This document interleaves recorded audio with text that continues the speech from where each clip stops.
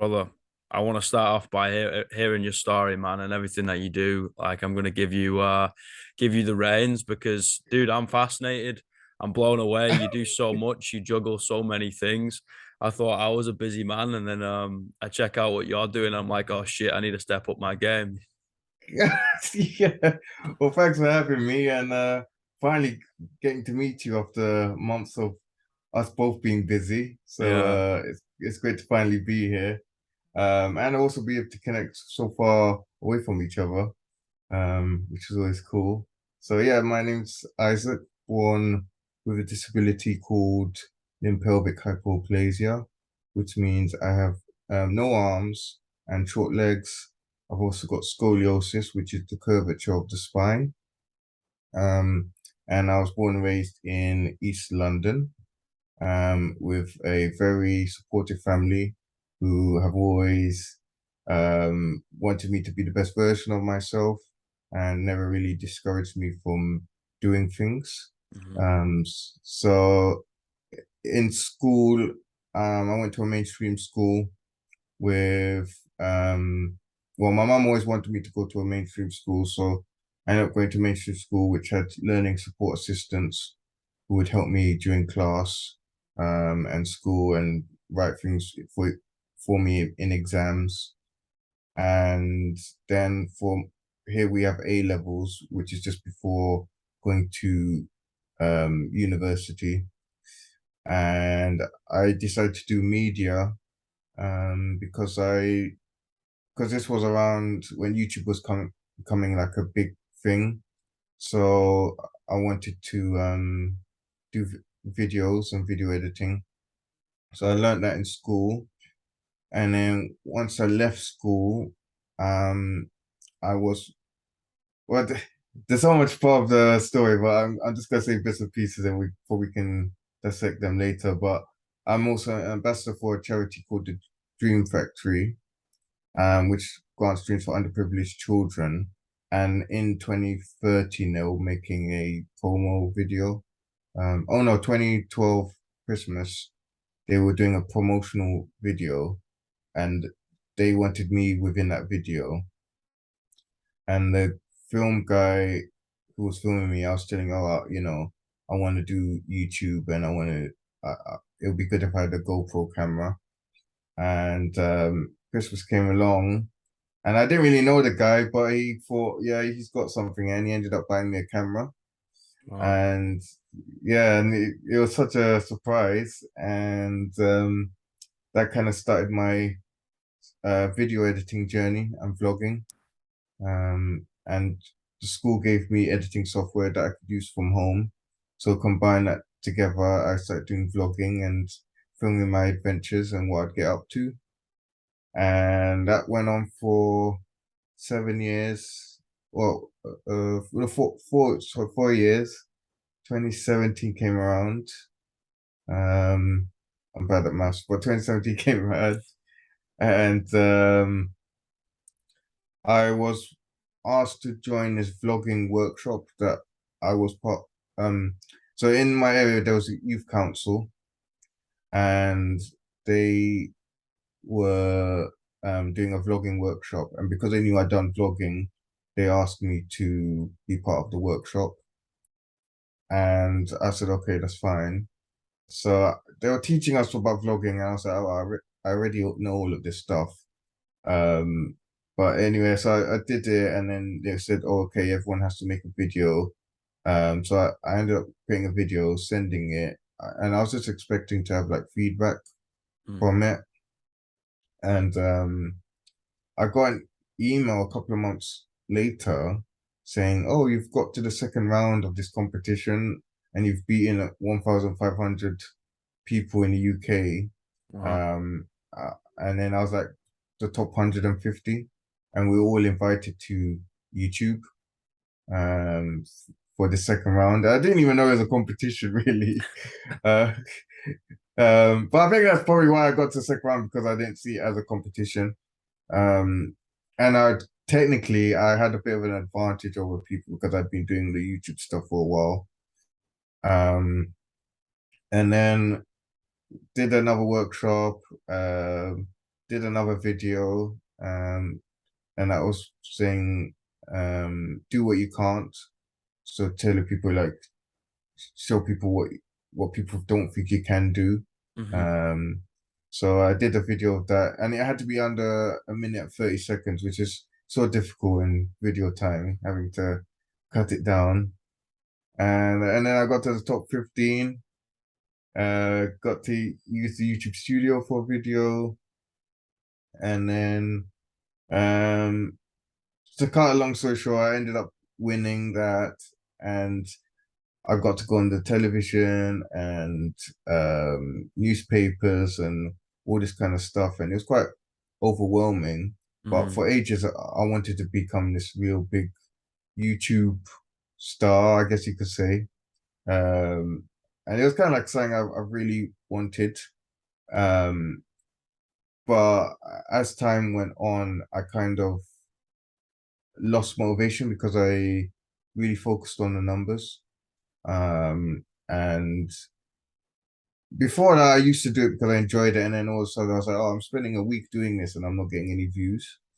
So that kind of really impacted my mental health, Hmm. um, as well as growing up with a disability. Um, well, me and myself, I always wanted to be in a relationship, um, and that never really worked out because I thought, having a disability makes it more difficult.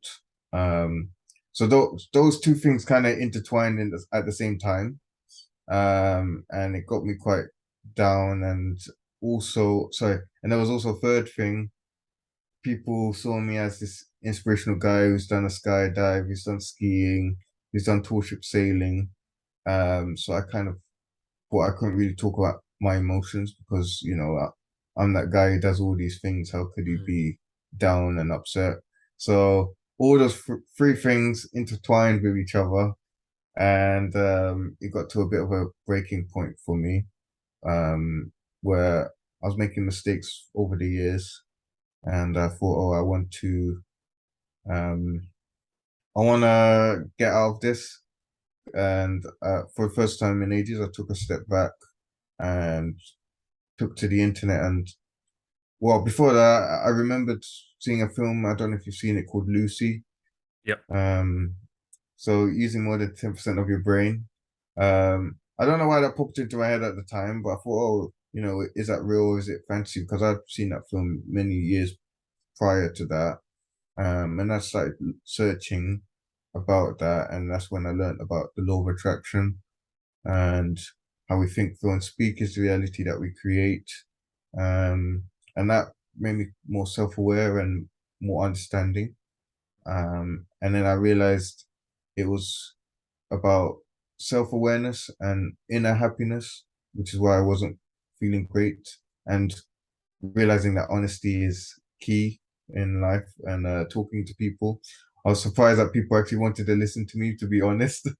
um, but yeah, and then kind of just changed my perspective on things, and now I understand why things happen when I'm feeling a certain emotion and meeting people at certain times, which then led me on to LinkedIn. Um, and posting my story there. And now that I've not cared about the views and the followers and stuff, that's how I've been able to grow, because I've just been thinking about making good content, genuine content of good and bad life stories. Hmm. And I've become a prominent disability advocate, getting to work with like-minded individuals. And I've skipped quite a lot of other things, but I'm sure you're going to ask questions on that. So, so yeah, No, yeah, brother, I appreciate that so much. The honesty yeah, is a massive thing, and it really touches my heart, mate. So I appreciate that a lot. And I think yeah, that law of attraction, that self-awareness, that combination between the two, right? And just putting out what's mm, real, like people relate to it, like yeah, it breaks down the barriers and the boxes that we put ourselves in, right? Like, yeah, people places in these boxes, but mainly we put ourselves in there, right? And we stick between those exactly. barriers that we kind of draw in the sand, but we don't realize that it is in the sand, and the sea comes and it just washes it away, right? Yeah, And we have full control. full control, exactly. And by being real, I think that's one of the major contributors to things kind of kicking off in a good way. You just been like, you know what, man, this is who I am, and that's it. And people Yeah. just relate to it so much, like especially with, the era of keeping up with the Joneses have we've got, right? Like everybody's trying to keep up with this person and buy this, so this Mm. person will like them. And these characters that we all play are like meeting someone or coming across something from someone that is just like, this is who I am, man. And if you don't like it, get fucked. Like it's so refreshing, man. And people love it. Mm. Yeah, that's it. Yeah, because you got to be your own person. Because you're on this earth to be yourself. There's no point trying to be someone else when you're in your own body. Mm, So make the most of it. mm. Is a really deep question, but I'm Okay. kind of obsessed with people's answers. What's Okay, your sure. purpose? Um, I it's changed over time. Um, like I said, I wanted to. I feel, yeah, I wanted to entertain people. Then there was this point where people wanted to, friends and family would always say to me, "Oh, you need to talk about disability. You really need to educate people." I thought, oh, I don't really want to do that. Like, I wanted to create fun videos of me doing things. Um, and then I did a talk. It was one of my first public speaking engagements, um, to an audience that I didn't know, and I was talking about overcoming obstacles and how life can be difficult at times. And a woman came up to me afterwards, and she said to me, "Oh, I get loads of pain in my legs, but hear your story, and why am I complaining?" Um, and that was like one of the first points where I was like, actually, I'm making an impact here, on people. Um, so then I kind of diverted to educating people about disability slowly. I wouldn't really have classed myself as a disability advocate then. This was like 2016, 17 time. Um, but I did change the content a bit, and I did see like more comments saying, "Oh, thank you for sharing this in this way." Um, and then of course, then the breaking point happened, and then I think from then on, it was like showing people that it's like mind over matter, Mm-hmm. and making people realize that they could be the best that they can be as long as they put their mind to it. Um, and then this year I learned about life path numbers.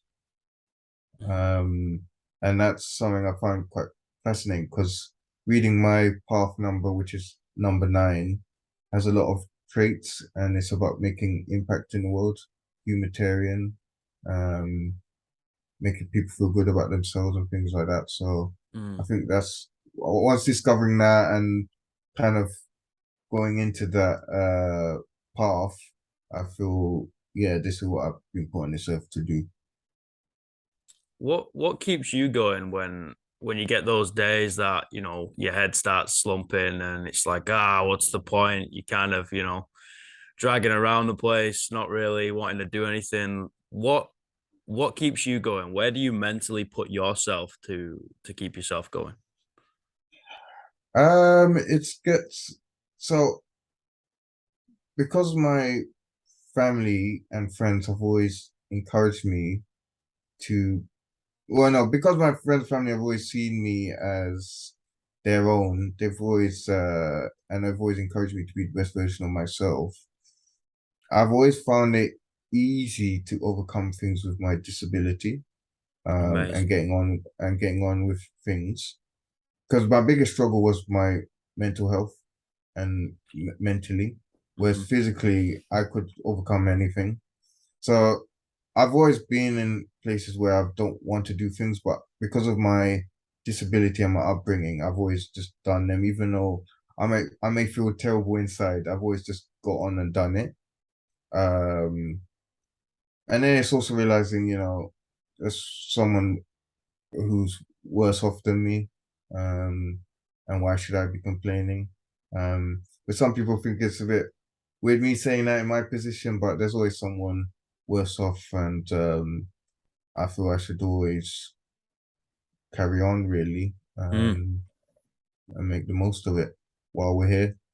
for sure. Be grateful for what you have, right? Like Yeah, that's it. 100%, you know, the attitude is gratitude, however cliche it may sound, right? And corny, but Yeah, it is yeah, uh exactly. it is definitely true, man. Like, you know, it can help push you back onto a good mental path rather than a bad one or a negative one, right? Mm. Yeah, exactly. Yeah. So I'm really interested to hear your perspective on what is the biggest challenge and barrier for people living with disabilities. We will use the UK, for example, right? Because we know that more than the other countries. So we'll use the UK, for example. What do you think is like the biggest challenge?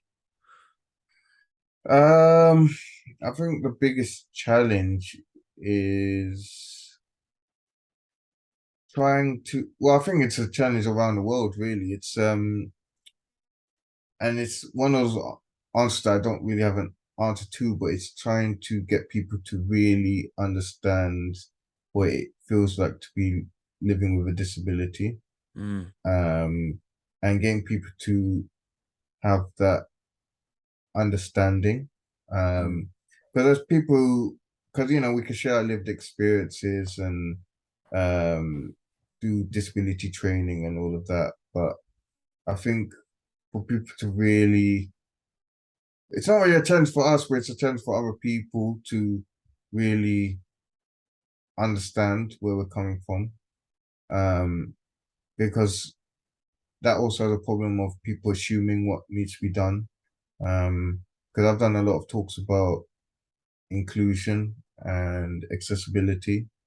mhm, Um, and people base it on assumptions, which end up not being inclusive, and that affect on us because they don't.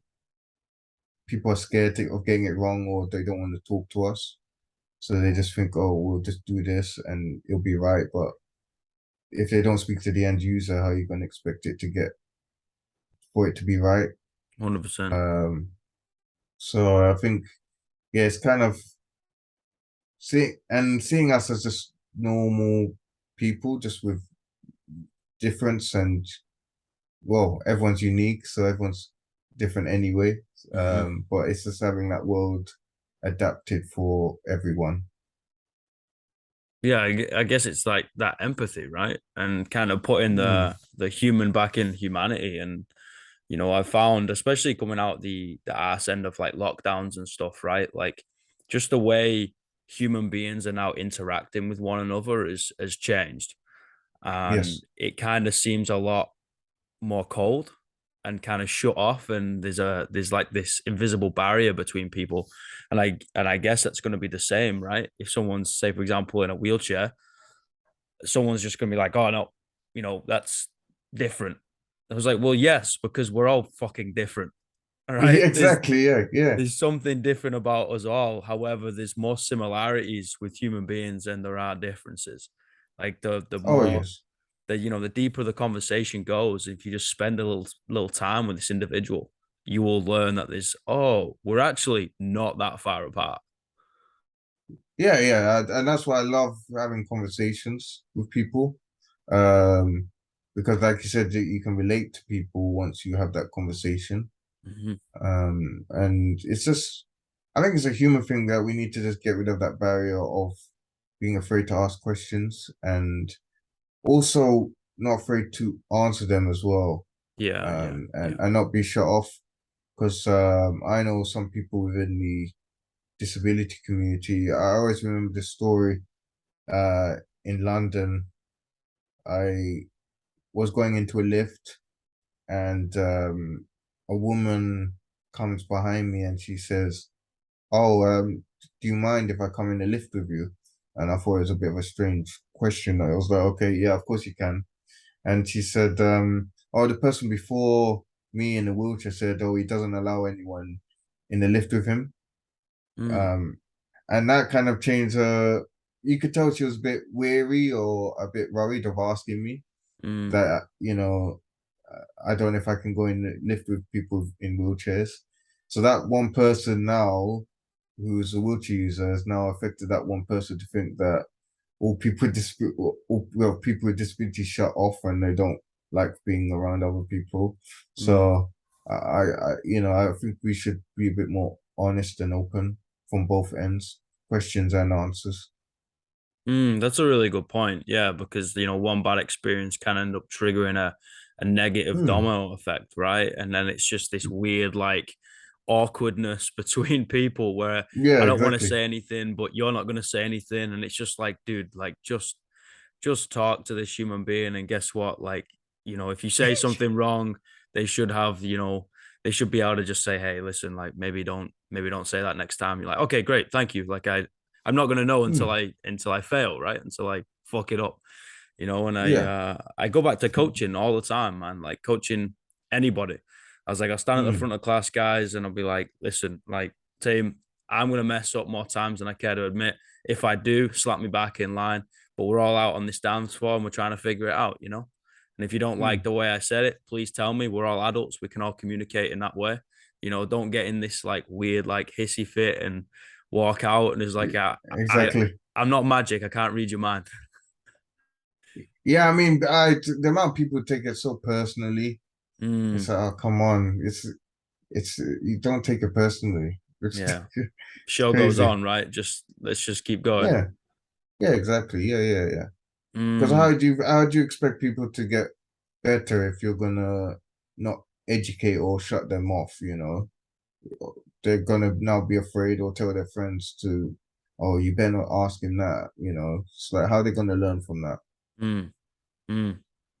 It's creating that inclusive environment, right? Of like anybody Hmm. can walk through the door. Like it doesn't matter who it is, and you're gonna be okay to be able to one communicate with them, and two be able to like, well, do the same thing, right? It might have to Yeah. adapt or change, but that's just what's gonna happen anyway. And I think if you're intentionally not going to offend, then it's fine. Mm, It's when people intentionally want to say something bad, then yeah, okay, then you do shut them off. But most 9 times out of 10, people are just curious or just want to learn, and mm, you just gotta tell them, oh, actually, you don't say it like that. Um, but it also goes a bit even further because I could say one thing and then someone else with a disability will say something else. So I think then it's like you gotta see it from a unique basis. mm, And you just got to respect people for what they feel comfortable with or how they want to answer. mm. I guess it's just personal preferences, right? Like Yeah, everybody's exactly. gonna have their own preference. It doesn't change if someone has a disability. Like, it's just like, Yeah, hey, how would you prefer? It's like, all right, great. I'd like it this way. Like, fantastic. Let's do that. yeah, that's it. Yeah, You know, yeah, it, yeah. it what did that? It took me 10 seconds, it's no Exactly. dramas at Yeah, all. yeah, exactly. Yeah. But as everything, between adults and kids as well, and then cross Mm, adults towards kids, open communication and better communication mm, is usually the answer. yeah, 100%. Mm. So where do you see your work going in the future, man? Like what are your goals, dreams, aspirations? What do you want to do? What do you want to keep working on? To be honest, I, growing up, I every year people have the New Year's resolutions saying, "Oh, I'm not going to eat chocolate this year," or just I'm not gonna drink alcohol, whatever. And I kind of played into that for a while.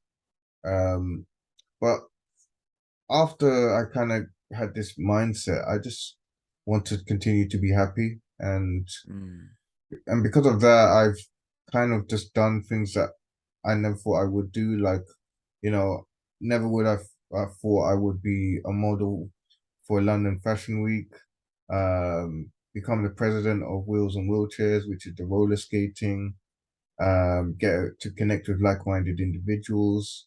I mean, it's just like because of my happiness, this is why these things are happening. Mm, And you know, I can't really say this for everyone, but for me, I feel if you are focused on a goal, you don't really get to really see your environment and mm, things around you. What else is possible? Obviously, it's good to be focused on things, so you can do your best at it. But for me, I kind of like to be a bit free and experience as much as I can while I can. Um, Sometimes that's not always a good thing because, as we said, I'm very busy, uh, here, there, and everywhere. So I have to pace myself. But I do like the majority of things that I do because it keeps my mind going, and I've mm. always had a creative mind, so I've got to keep it active, doing different activities. So I don't know. I who knows what I'll be doing next year. Um, some of the things that I'm doing now will be carried on, but there'll be new things on the way. So looking forward to it, whatever comes my way. Mm. Yeah, I really like that point of view, man, of just kind of rather than honing in on one goal and dropping everything else and going towards that, right? You're still going in that direction and that's something that Mm. you still want to achieve, but you just got eyes up and you just kind of looking at the horizon and being open to things and just communicating with one another and be like, oh, cool, this is cool, let's go experience that, that's looks cool, let's go do this, let's go have a Mm. conversation with that person. And I think yeah, I mean, the downside is you are always busy and spinning those plates, but Yeah. you end up doing so much more cool shit and you're just Yes, like, 100%. wow, like, I had a conversation with a good mate of mine quite recently, and it was just like maybe life is just about doing cool shit. Yeah, basically, yeah. It was like, oh, you need to, Mm. buy a house or settle down or have this or follow this structure or whatever. And I kind of got to this stage where I was like, why don't we just do cool shit? Because we're all gonna end up in the same place anyway. Exactly, make the most of it. Make the most of it, man. Yeah, 100%. And Um, if nothing else, you've got cool stories to tell. yeah, exactly. Yeah, yeah, yeah. Because I've created a lot of memories, met a lot of cool people, like yourself. I mean, if it wasn't for me taking a step for LinkedIn and getting to connect with people, this conversation would have happened now.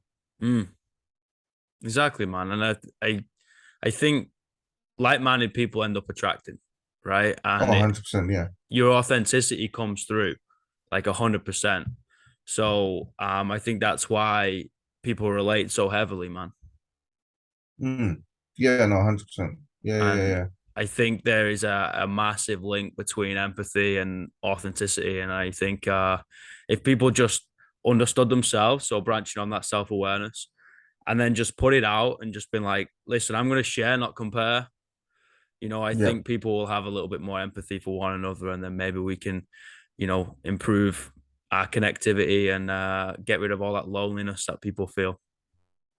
And it's also going on from that, it's like everyone's a reflection of ourselves as well, which Mm, is why, when I came out of this breaking point, the amount of people I met within that year who knew about law of attraction, it was like, okay, life makes sense now. yeah, You know, I yeah. understand it now. It's kind of like you found your people, right? It's like, oh, Yeah, okay, exactly. like these people Mm. understand, rather than I'm trying to, speak to a fish. We're speaking Yeah, different yeah, languages. It's yeah, like, that's oh, it. okay, we're now speaking to one another and we're speaking the same language. It's really cool, man. Because people don't, everyone's there all the time. It's just changing no, opening your awareness for them to come into your life. Mm-hmm. Mm-hmm. Mm. Like I wrote something a few months ago of like the answers are all around. Your eyes just have to be open to see. Yep, 100%. And it's something so simple, but how many times and how many years have we quote unquote wasted just because our eyes have been either closed or we've had blinkers on and not been able to see what's actually around us, right? Yeah, yeah, that's it. Yeah, yeah, yeah, You just got to be yeah. open minded, man. Just open minded. 100, no, 100%. And like I say to most people, once I learned about this, I think I kind of learned life really. Yep. Yes, because school doesn't teach you that. People who just don't know it. They're living day by day, just thinking unconsciously. Um, but once you learn this, there's no going back. You understand life. No going back, brother. Yeah, that's it. Only forward now. Yeah. You fucked up. There's no return. Yeah, It's a yeah, one-way ticket, exactly. man. Yeah, I know. I wish I knew I was getting the ticket. Yeah, yeah. So wait, guys. Let me think about this one. Yeah, yeah. No, it's Bro, so good. No, it's good. brother, I got three questions. Okay. What's the greatest piece of life advice you've ever received? Ooh, okay. Life advice. Always be kind to everyone around you. Mm, Um, and always, no matter um who they are, what they do to you, always be kind, which I know is very difficult. Um, and there are times where I don't want to be kind to certain people, but um, kindness, what can they say if you're kind to someone? You know, if they want to start an argument and you're kind to them, what can they say? mm, Very difficult to do, but mm. it does stop a lot of arguments and negativity and all of that. So yeah, that's something my brother's friend, we had a conversation and he said that to me. So that's stuck with me. Kill it with kindness, right? Exactly, yeah, that's it. Mm, mm. What's the worst piece of life advice you've ever received? Worse, oh gosh. Uh, I've never been asked that question before. Oh, I'm on the spot here. I don't know. Not sure. Can I come back to it? Yeah, of course you can. Yeah, So it's a free world, man, or so they say. it, You know, do what the fuck you yeah. want. Um, well, last question. What's three Yeah. words you would tell your younger self? Um, Believe in yourself. Mm, I I feel like I always did. I've always have believed in myself, but not to a point where I had that self-awareness that we've been talking about. mm, Because I wanted to become big on YouTube. I wanted to have a girlfriend. I wanted this. I wanted that, but I never really believed it, and that's mm, why it didn't happen. And when I thought it was going to happen, there was not that real belief that it was going to happen, which is why it didn't. Um, so I didn't really have that self belief in myself of these things happening. And I'm glad most of them didn't because I just don't think I would have been in the right mindset to be, a big YouTuber, to have a girlfriend, and all of these things. Because I know mentally I wasn't prepared. yeah. Um, and now these things are happening.